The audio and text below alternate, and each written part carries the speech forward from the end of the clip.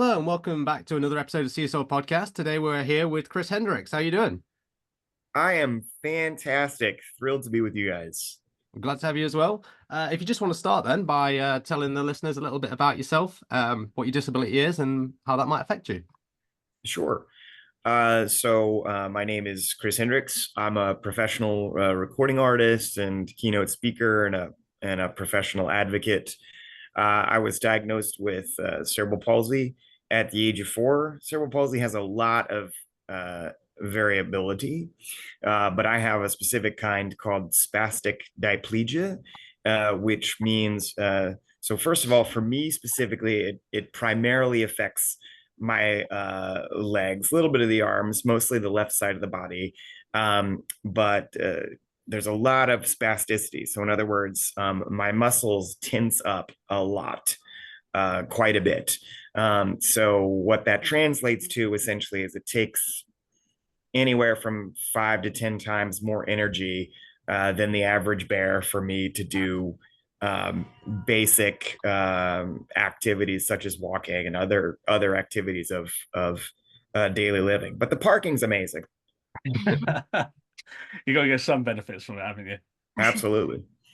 So when did you pick up a guitar? When did I pick up a guitar? I picked up a guitar way later than I should have. And I say that because I started singing around the time I was diagnosed, ironically. I started singing at the age of 4. And I didn't actually pick up a guitar until I was like a junior or senior in college. A junior in college is when I picked up a guitar, wrote my first song when I was a senior in college, and I was encouraged by some really, really talented friends of mine to seriously consider pursuing songwriting from then on, and it's something that just sort of stuck. Wow, incredible! That's a fairly sort of recent years, like later adult sort of years, like the guitar came into the mix then.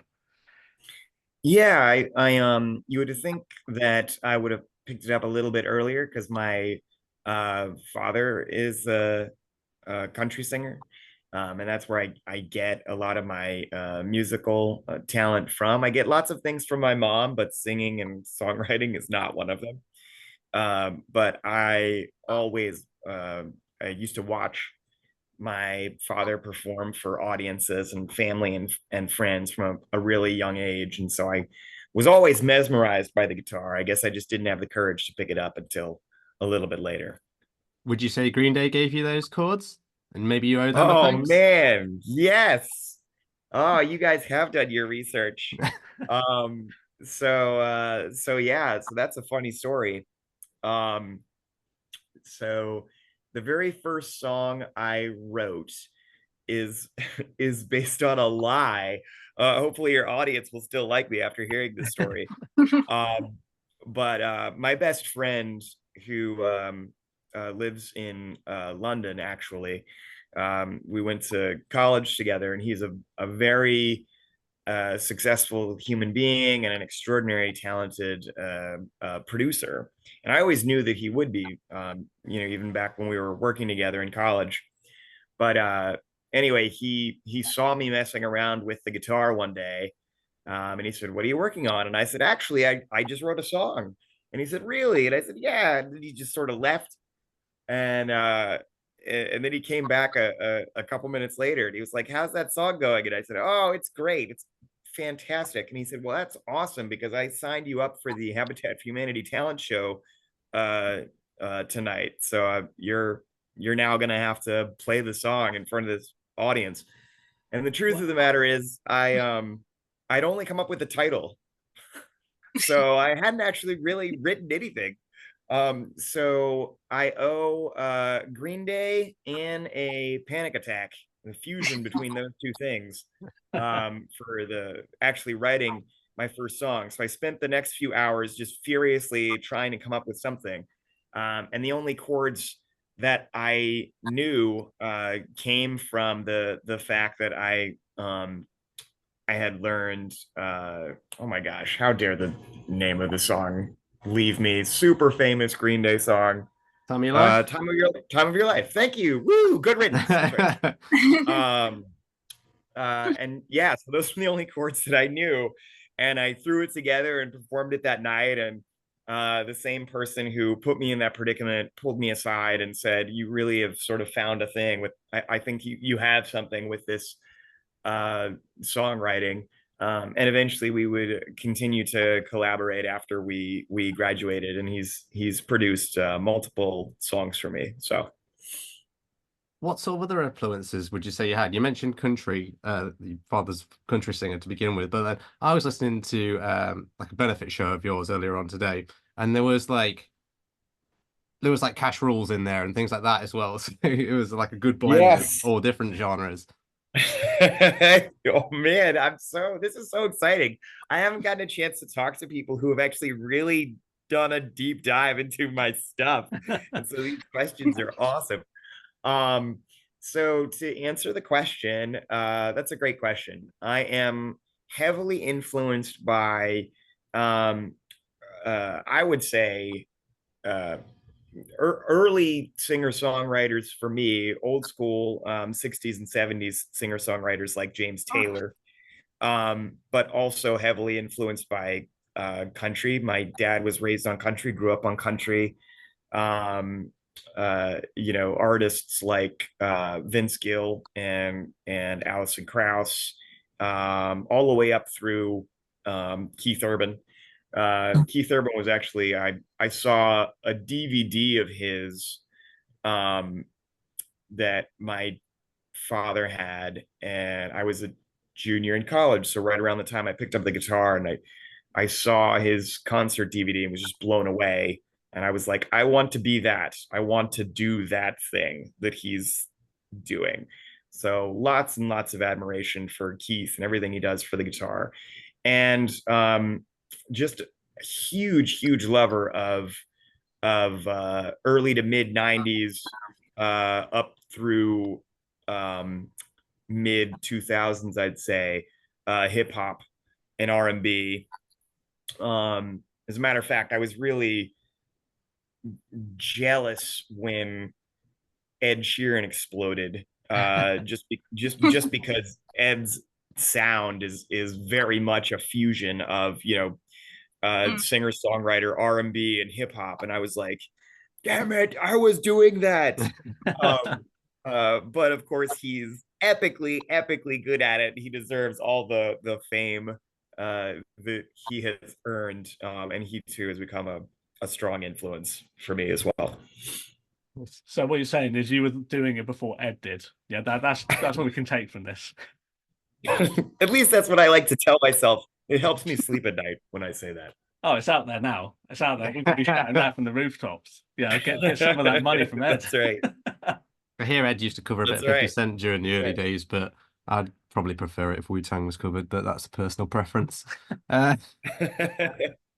So if we move on then, as you sort of begin your music career, was there any challenges that you found with your disability and sort of playing shows or recording or anything around the music industry? Oh yeah, I mean, I was very overlooked, and and at the same time, I consider myself extremely blessed to have done the things that I've done up to this point. But I was thrown in a very big ocean very early on. I started. I live in North Carolina here in the U.S. and Nashville is the epicenter of extraordinary talent when it comes to music specifically. I mean, sure, yeah, there's talent in LA and there's talent everywhere, but Nashville is the epicenter of music. And early on, I was found by someone who was very encouraging of my career and had money and, had all the things that I didn't have, and said, "You're getting in the car with me and you're coming to Nashville." And I was like, "What?" And then all of a sudden I was on stage with people way bigger than me. I was on stage with a really powerful and influential blues jazz singer, and I was sitting next to the number one guitarist in the world, was playing next to me at the time, and I was just nowhere near them, and I knew it. And so if you take that into account, just me being this new fish in this massive ocean full of these incredibly talented sharks, and then you add on the disability, I mean, I was just underestimated to the nth degree. And for quite a while, I really saw that as a challenge, and a hindrance and a barrier. And it took a while for me to kind of flip the script on that and psych myself up and see the value in being underestimated, because the beauty of being underestimated is you get to surprise people, right? When I got to Nashville, people didn't expect much from me, especially having a disability. So one of my favorite things eventually became just hammering and woodshedding my craft until I could come on stage and surprise people, with my songwriting and my voice. And I can't say I ever really found a place there or ever really fit in, but I can say that I turned heads, and that's a great place to be if you want to break through glass ceilings. What sort of what sort of challenges did you come up with? You mentioned the sort of spasm in your legs and things like that. Do you find it hard to stand through like live sets and things like that? Oh yeah, I went through. It's funny. So early on, I sat down for most of my performances, but eventually, as I got more and more of a following, I was encouraged to stand. And for several years, I actually had to, and this was hard for me to do. I had to let go of the guitar on stage, because it was either sit and play the guitar or stand and not play the guitar. I couldn't. It was really really hard for me to do both, and I especially did not have the endurance to stand for 2.5 3.5 hour shows. So for a couple of years, at least performing, I had to uh, give set my guitar aside, and that really hit me harder emotionally than I think I thought I would. But that was really due to a lot of the influence of the people around me. So as we continued to move forward, and things sort of shifted, and I got a chance to regain control, more control of myself. Um, I was I just I became uh, comfortable with the fact that there was nothing that I could be just as powerful sitting and performing on stage, as anyone standing. And there's different ways to affect people emotionally, and you can captivate a room sitting still, just as much as you can doing backflips. That took some time. Yeah, absolutely. So for the next question, Selena is going to ask you about the moments where you blew up, and like that turning point, from just starting out in like Nashville, and then where you went from there. Yeah. Sure. No, it's really interesting listening to the whole standing up and then losing your guitar, and then finding that sitting down is just as powerful.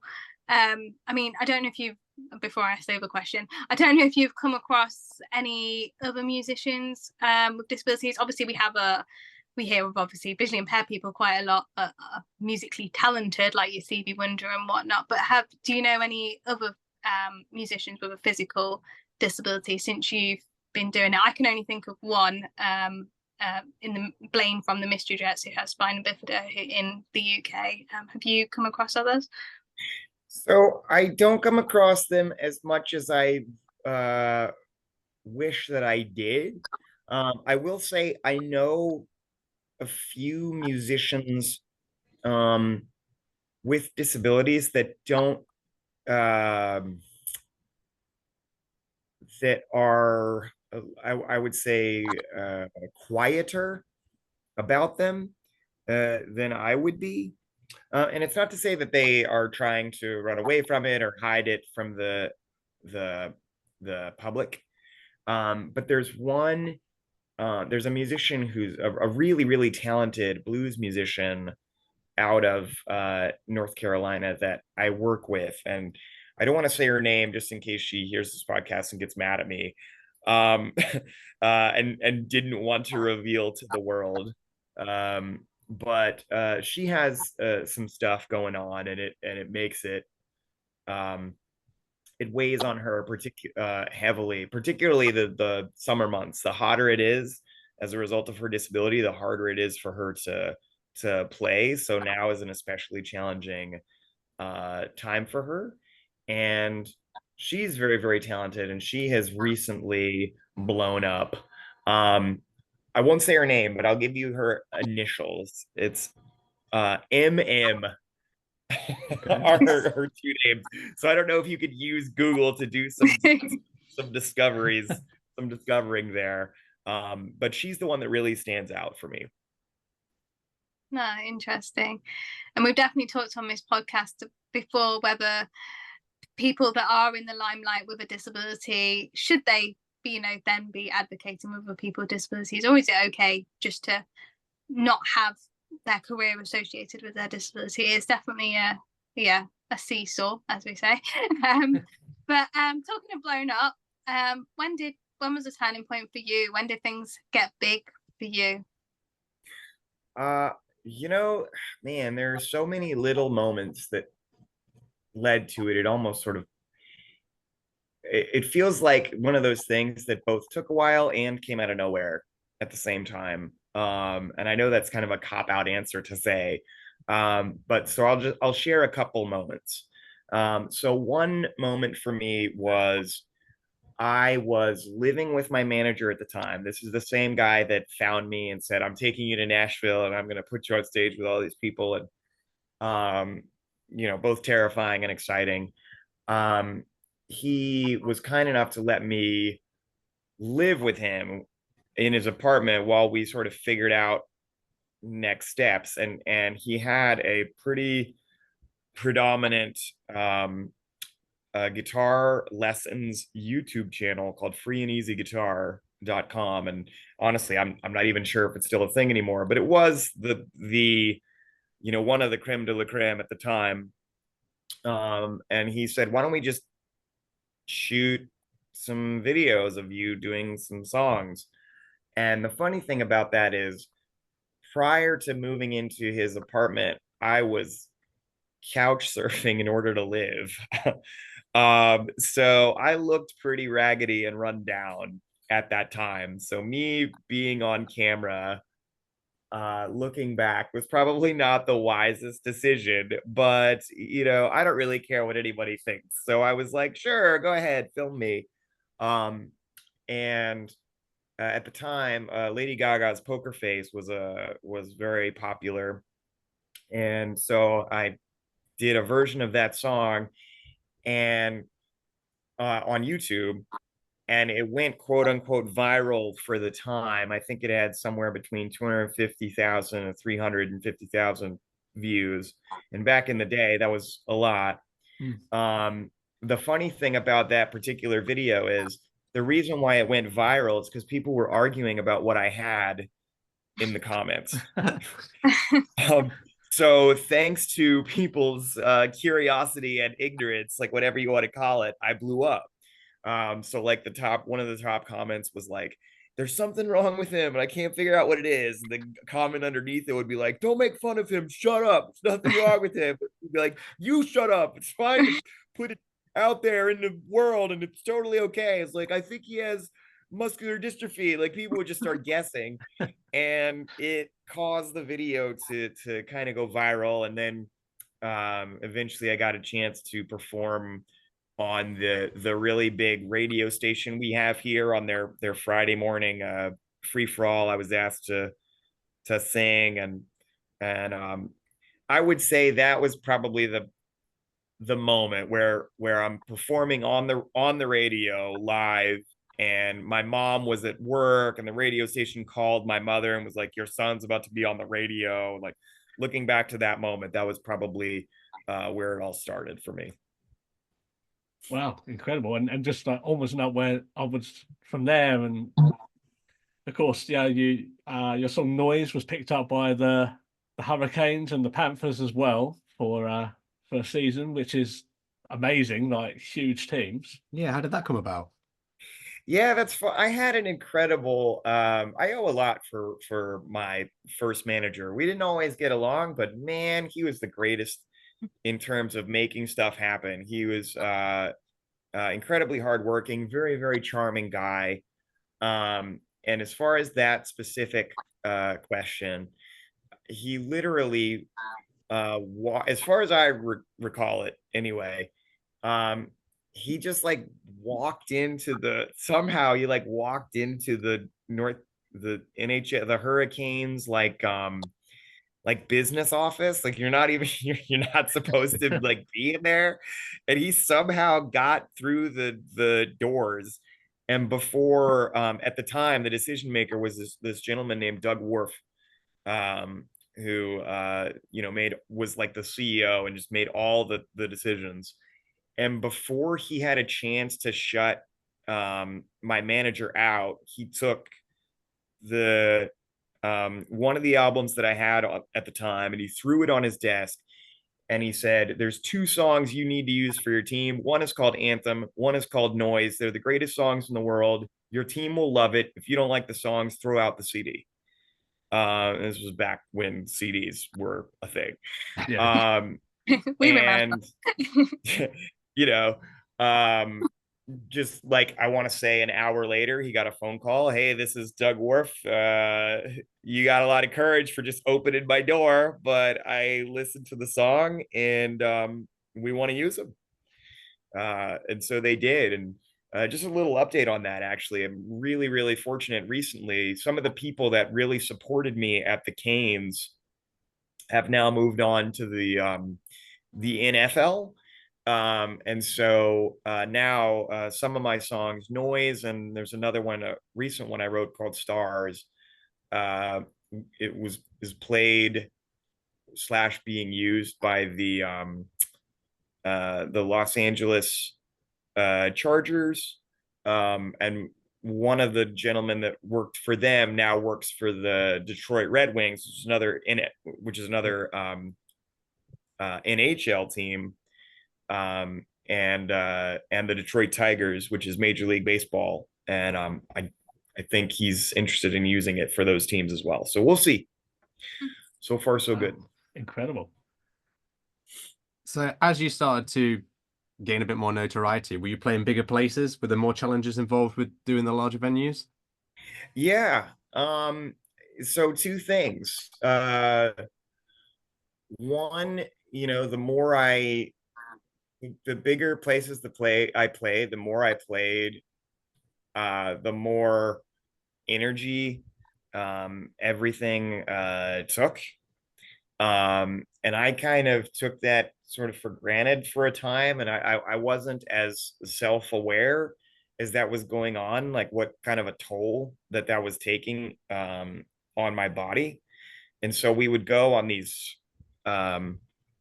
corporate tours. Like, we would do these stints with some there came a time when a pharmaceutical company would hire me to come and speak, and then we would play a show for the managers of the pharmaceutical company. And so I would go there and I would speak for 45 minutes, and then we would play a show for 3 hours. And at the end of that experience, it would be like 1, 2 o'clock in the morning. Then we would go to sleep, get up the next morning, get on another airplane, fly to another state or another country, and do the same thing the next night. And that really took a toll on me energetically, and really wore down my voice and really wore me down physically. That was the first thing. The second was, I didn't realize how I didn't realize that as the crowds got bigger, my nerves would get more and more rattled, if you will. You know, I don't usually have stage fright, but I do remember there was a couple really big shows that we played. As a matter of fact, we played a really big festival here in North Carolina for that same radio station that put me on the morning show for the Lady Gaga song. They had a really big festival called the Show Ho Ho Down, and I can't remember how many people there, but man, was it a lot. And they the announcer came out and announced my name and announced our band, and the roar of the people when we walked out on stage freaked me out. I actually had a panic attack on stage. I just did not see it coming. And somehow I pushed through and I made it through the show, and it was definitely not one of my best. But I'll never forget it. There is something really intimidating about thousands, thousand plus people just staring at you. And I just wasn't ready. Did you find that was a bit of a learning curve? Also, actually, two questions. Did you find it was a learning curve? But also, when I hear a lot of artists speak, sometimes they've played a show, they think it's great, and it turns out the crowd thinks it sucks, or vice versa as well. So have you ever had any of that where you've played a show that you thought's been really good and it turns out it was bad, or you thought, like, potentially in that instance it might not have been your best, but the crowd really loved it? That's a good question. So yes, there was a learning curve. Eventually my body and my mind did get used to that size of a crowd. We have a big a decently sized theater here in North Carolina called the Lincoln Theater, and for our headlining show there was somewhere between 700 and 800 people there, and by that time I had recovered from the previous festival, and that I was like, okay, that was sort of the moment I was like, all right, it's it's like exercise. The crowd is sort of like this energetic weight that participates in this journey, in this performance with you, and you got to sort of take them on. When I sort of convinced my body and my mind that that's how it worked, I treated it like going to the gym and exercising, just like anything else. Like eventually you'll get used to this. So that as far as the learning curve, yes. As far as thinking I did good or bad, one, I'm a pretty self-critical person. So even if I did the greatest show of my life, I would probably think about the few minutes that did not go well and just zero in on them and just be full of anxiety around it, because that's the type of person that I am. But I was also surrounded by really talented musicians. My band was off the charts good. My manager was incredible, and so I always compared myself to them, and they were always never shy about offering me critical feedback. So no matter how I thought I did, my band was always quick to say, all right, Chris, this is what you did good, this is what you need to fix.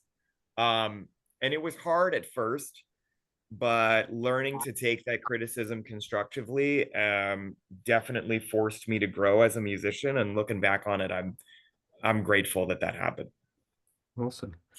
I think if we move on now, I don't know whether T or Selena wants to jump in, but just to ask you about the motivational speaking side of things. Sure. Selena, Yeah, go on. Go on. You can do it. You do it. So you've covered a lot of music, which I know has made Cleaves very happy. He's been dying to have a music guest on for, well, nearly 4 years now. Oh, wow. So glad I could be here for that. So I think we've got to try and move on to some of the other amazing things that you're up to, because otherwise he'll keep you here for the next 3 hours just going through process, being a fellow musician himself. He'll just be picking your brain for hours. But of course, you also do motivational speaking as well. You just mentioned briefly that you do a bit of that for a pharmaceutical company, then do a show. How did the motivational speaking side of things come up? So there's a couple different layers to that. I actually started speaking before I picked up the guitar. So I used to do speaking at when I was in college. There was a fraternity that I was not I was not an official member of the fraternity, but they considered me an honorary brother of the fraternity. And my junior year, I spent my spring break going to the different chapters of the fraternity around the state, speaking to them just about the value of persons with disabilities and developing friendships with them and what they brought to the table and why they belong at the table, right? Um, and so that's something that's really always been on my heart. And then uh, I never set out to intentionally write motivational songs, but some of the songs were just wound up being that way, motivational and uplifting. And Noise and Anthem, the two songs that the NHL gravitated towards, happen to be that way. And when they started using my music as sort of the main theme for the team, they would blast the lyrics. They would put the lyrics up on the jumbotron, right? When the team would come out, and the vice president of a pharmaceutical company saw the lyrics on the jumbotron, and her son was already a fan of my music, which I didn't know. It's always a cool accidental assistant there. Um, and she thought to herself, I wonder if he does any motivational speaking. And actually, my manager didn't know I did that. But once again, he's always going to jump on any opportunity. So she called him and he just said yes. And then called me and said, hey, I hope you do motivational speaking, because I just told the vice president of a really big company that that's what you do. And I was like, well, luckily I'm super into it. So um, then that turned into a thing for a couple years. And at the same time, I've always been passionate about inspiring young people. So we started a program called the Breaking Down Barriers program, where I would go to middle schools and high schools across the state, and eventually across the country, and speak to young people about my story, but again, the general value of persons with disabilities, and the value of being underestimated, and the value of not knowing yourself yet, and the growth process that comes along with growing, and as hard and as grueling as middle school is, how to push through and find yourself regardless of what anyone else has to say. And that part of me has never really left.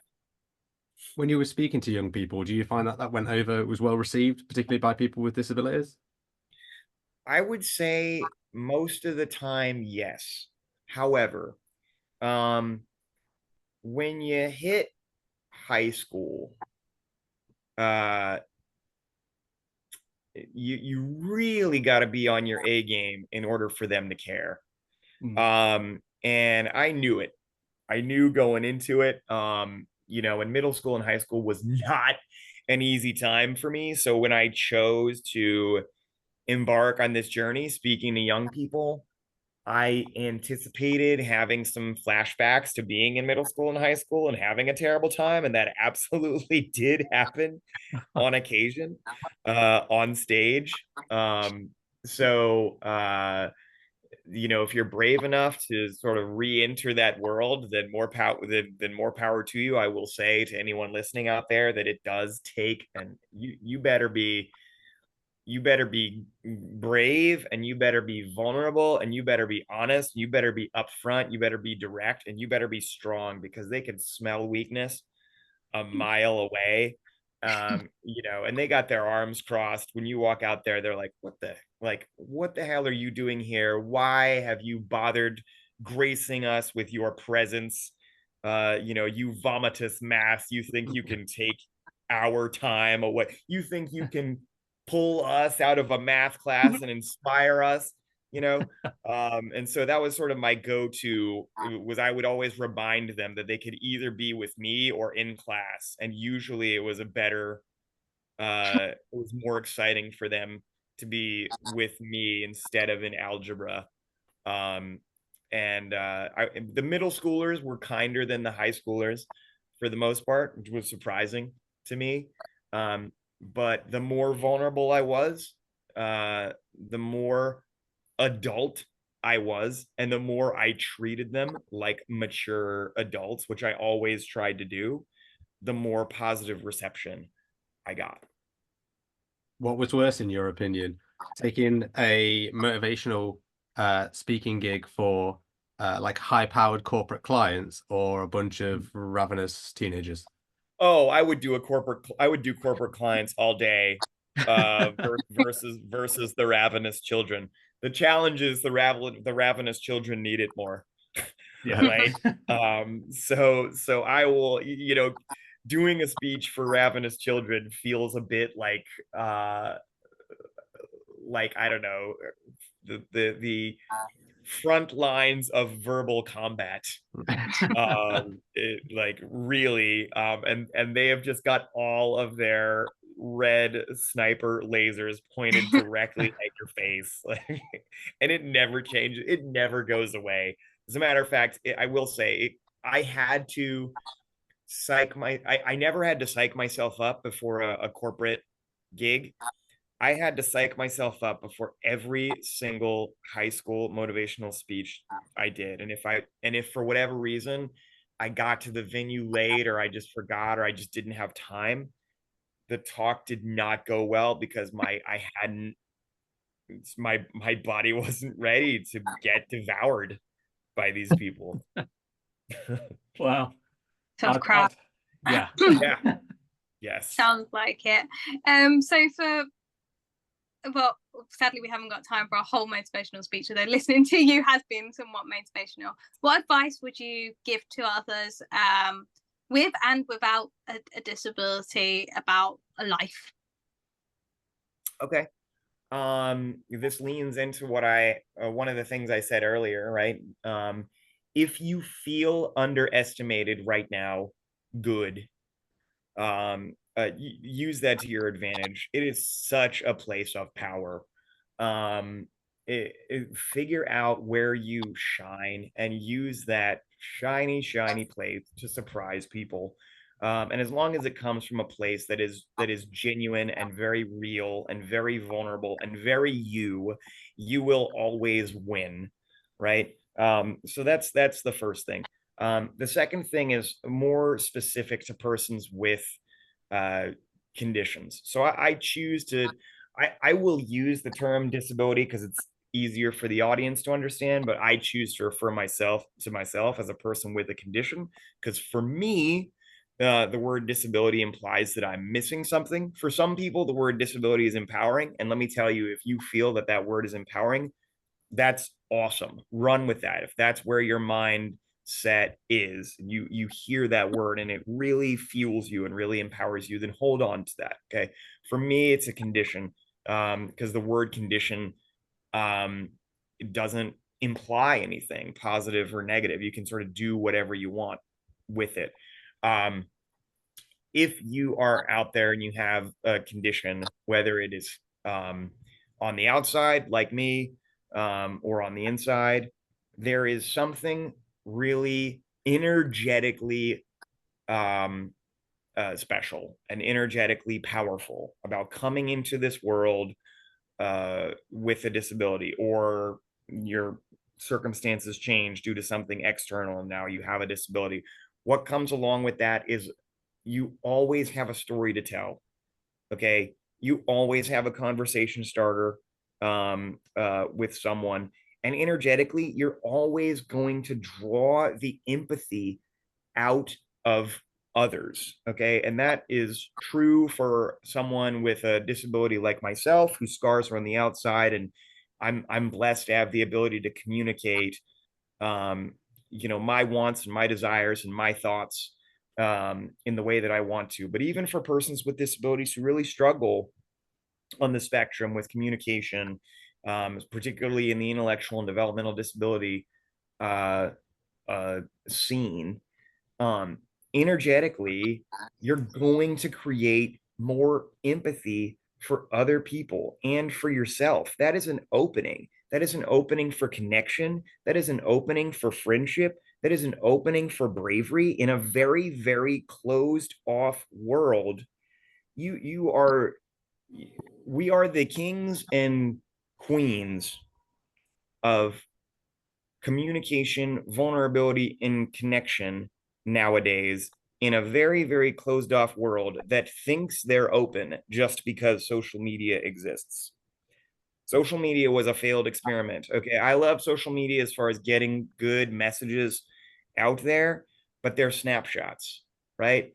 9 times out of 10, people aren't willing to be vulnerable. 9 times out of 10, people aren't willing to be open. 9 times out of 10, people take a picture of themselves in Hawaii having the greatest time of their lives, where the actual reality that they're experiencing is they're going through a divorce, or they've experienced some sort of heavy loss at home, or they're disconnected from their friends. Like, people just aren't willing to be fully themselves. And as persons with disabilities, we have an obligation, in my opinion, to show the world the power that you can carry with you when you can truly be unabashedly authentic. That's what we were born with. That's what we carry with us, and that's what we can give to other people. Awesome. Oh, incredible. Thanks so much for coming and speaking to us today, Chris. It's really, really, really appreciated. Just before we go, do you want to just let everyone know what you're up to and where they can find you? Oh my gosh. That's the hardest question you're ever going to ask me.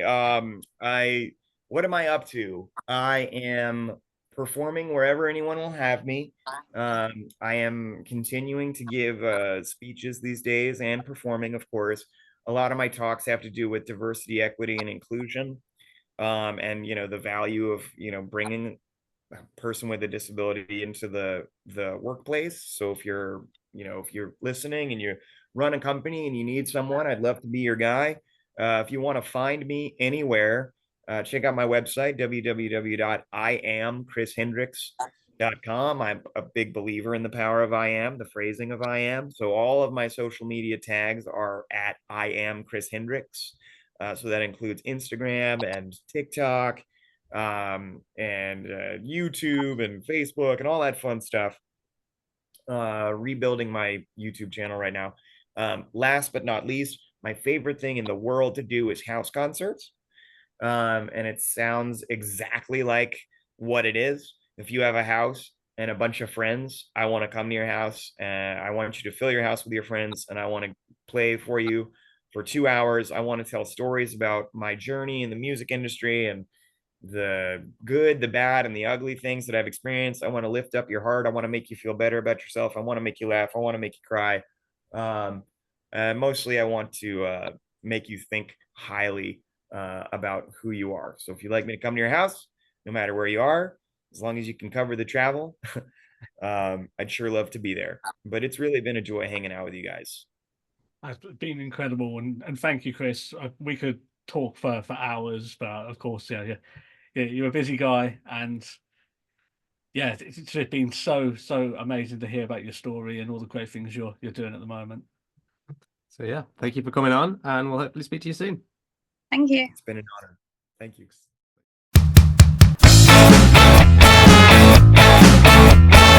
Thank you for listening to Seesaw Podcast. Your feedback and comments mean a lot to us, so if you'd like to get in touch, you can do so in the following ways. You can find us on X at Seesaw Pod, Facebook, Instagram and YouTube at Seesaw Podcast. You can email us at seesawpodcast@gmail.com, and you can stream with us live every week on Twitch at Seesaw Podcast. Remember to like, rate, review and share with a friend.